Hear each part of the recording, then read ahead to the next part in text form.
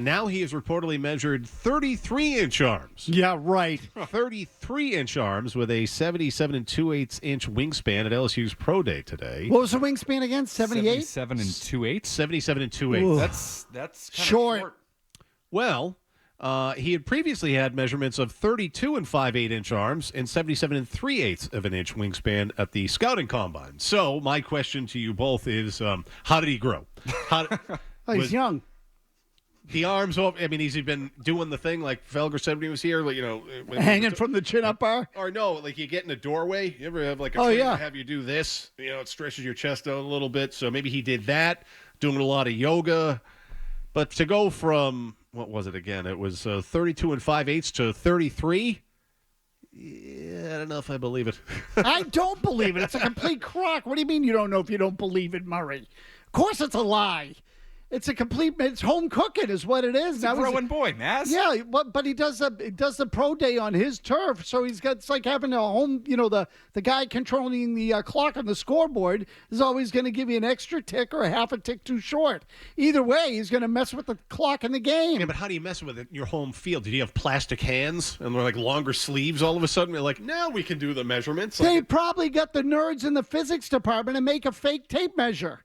Like, that they changed the length of an inch by the proper amount so that he would gain 3/8 of an inch with the overall measurement. Oh, but didn't you hear? It was an NFL scout who did this today. No way that guy could have been paid off. I think it's BS.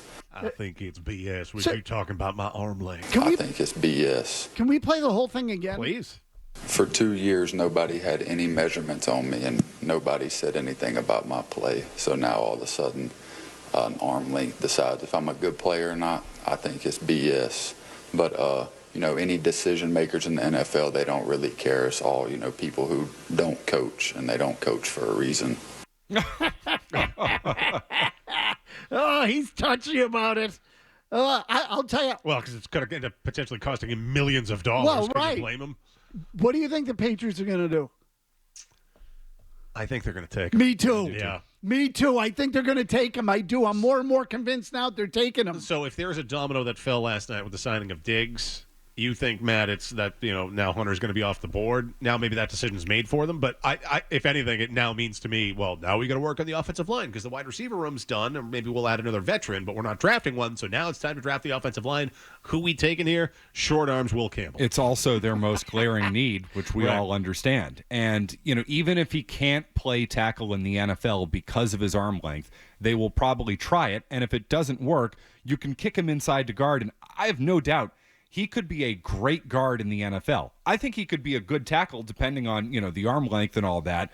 But I think he could be a great guard in this league. If you do watch him play, he is ferocious. You like watching him. He's a good player. I just can't take a guard at 4, guys. No. You can't do it. Tackle is one thing. Definitely tackle at 4. Guard, come on. I'll tell you, this whole thing now of them taking the best available player, this approach that we're not going to go for position, we're not going to draft for need. If they end up not taking this kid, I'll give them credit because I think the need is so glaring and has been there for so long that I have resigned myself to the fact that they're going to take this short arm freak, for lack of a better word, and they're going to end up taking a guy who can't even talk on the telephone. He's going to have someone hold the phone for him because it can't reach his ear. All right, your calls on the Stephon Diggs signing, everything that we've touched on. I think it's BS. I don't think these calls are BS. Well, real quick, though, Jim. Yes? Our very own Alex Barth has done some digging into this. I don't know if you're familiar with this. He has broken down the combine measurement of something like 20 players, and he has compared them to the showcase measurement, whether that be the Senior Bowl, the Shrine Bowl, the Pro Day. Alex Barth's theory is that somebody at the combine screwed up because everybody apparently is measuring shorter at the combine than they have at their pro days and everything else. No, you got it backwards. That's because the people at the pro day are putting their thumb on the scale is what it comes down. I think. Don't you think? Yeah. Yeah. In fact, McCarthy, we did some sort of thing on this a while ago where it felt like the numbers at the Senior Bowl were all higher than they were at the combine. Right. Which, again, fits. It's home cooking. putting their thumb on this scale and fake rulers and the whole 9 yards. Hey, that's my theory too, Maz, but the great Alex Barth has tweeted out the sickest, most Alex Barth tweet of all time. If you want to look at 20 dudes' combine measurements and their showcase measurements and the difference between them and where Will Campbell ranks among them, at Real Alex Barth on Twitter. He really is a real I sick. think it's BS. No, I don't think that Alex is BS. I think he is a sick F. I'm going to look it up. How would you pronounce this? So we have oak hanging in Houghs neck. House neck? Say it again. How's neck? House neck? In Quincy. I don't know what the hell that is. Oh, Jim, I'm a North Shore guy. how's neck? Come on.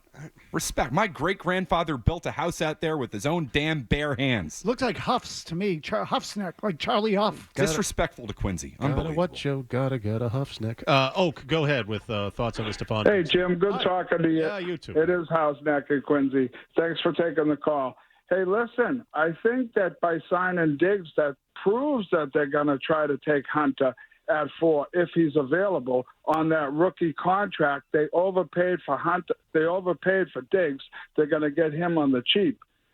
If not, maybe a tight end. I don't think they're going to take a tackle. Oh, Maz, that tight end out of Penn State. Tyler Warren. You could live with this at I 4, could right? live with it. I've sort of come around to this that, he's a target, for lack of a better word, for Drake May. He's not a burner or necessarily the kind of guy who's going to catch 100 balls, although Brock Bowers with the Raiders caught 100 passes the last year. If you could tell me that's what he turns into, I would take him in 2 seconds at 4. That dude's a stud. I'll tell you what, if he's the kind of guy that can get you red zone catches and get you 10 touchdowns. Did you say Mark Andrews the other day? No, Paul Perillo did. Oh, that was Perillo. Yeah. If he's Mark Andrews, then take him. Yeah, like if you can get that kind of player there and a guy who can be a option for you in the red zone. He's 6'6", he's 260.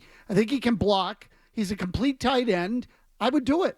I would take that over Ashton Genty, I'll tell you that. I tend to believe that with this signing last night, they would be less apt to take Travis Hunter and then start to focus on the offensive line and take Will Campbell at LSU. I think. So I think it has angled them toward tackle. Yes. That scares the crap out of me because they said they weren't going to draft for need, and I feel like they've set it up to draft for need. At least in the first round. Speaking of the left tackle position, Brian and Methuen would like to weigh in on that. Go ahead, Brian. Hi, guys. First time, long time. With Diggs in the fold now, to me, you go left tackle. Nobody's talking about Calvin Banks, the guy from Texas. He's a stud. He's going to go 11 to San Francisco if we don't take him at 4. I want to know your thoughts on him. He's got all the measurables. He's a stud. I've talked myself into if someone wants to trade up to 4 and you can get into 11 to mid-teens, I can live with it if you end up with another pick. And you can still end up, start to focus on your offensive line and take this Banks out of Texas or another tackle whose name I don't know. I can live with that. If you're, they have so many holes and still other needs, especially the offensive line. If you can get more picks, do it. You're working under the assumption that 4 is worth something. And I'm not convinced it is. Depends on who's there, right? I mean, if there's a team that's in love with Sanders and he's the one sitting there, maybe you can get something out of it. I don't know if that team exists. That's the problem with going down to number 4 in what we think is kind of a 2-player draft, right? I mean, it's Hunter and it's Carter. And, I mean, Cam Ward, obviously, quarterback. Quarterbacks are a bit of a different thing, so... Yeah, you better hope that somebody wants to. I'd totally be on board with it. I'm just not convinced it's going to happen. I mean, look, in that way, the Giants getting their quarterbacks in free agency, maybe it helps the Patriots. And I say that because if there is someone who wants Sanders, and I'm not saying there is, Murray, I'm just trying to do it logically. If there's someone who wants Sanders and the Patriots are number 4 and Sanders is on the board, maybe they can move it and slide out a couple of picks. And then, they pick up an extra selection later, and then they can pretty much, they have more flexibility, certainly. They can either take a tackle later, if it's later in the first round, grab a receiver. Who the hell knows? I mean, they have a million ways they could go if it goes that way. I just don't think Shedeur Sanders is a top 4 pick. Oh, I don't either. And but there are a lot you of... know how it is with GMs and teams. Yeah, they're stupid. Yeah, it's the quarterback position's the white whale. You're looking for it's a pick and a hope. And that's where you get a hope that someone's dumb enough to think that he's going to be the next guy. And Dallas and Cleveland are just the perfect teams to do it.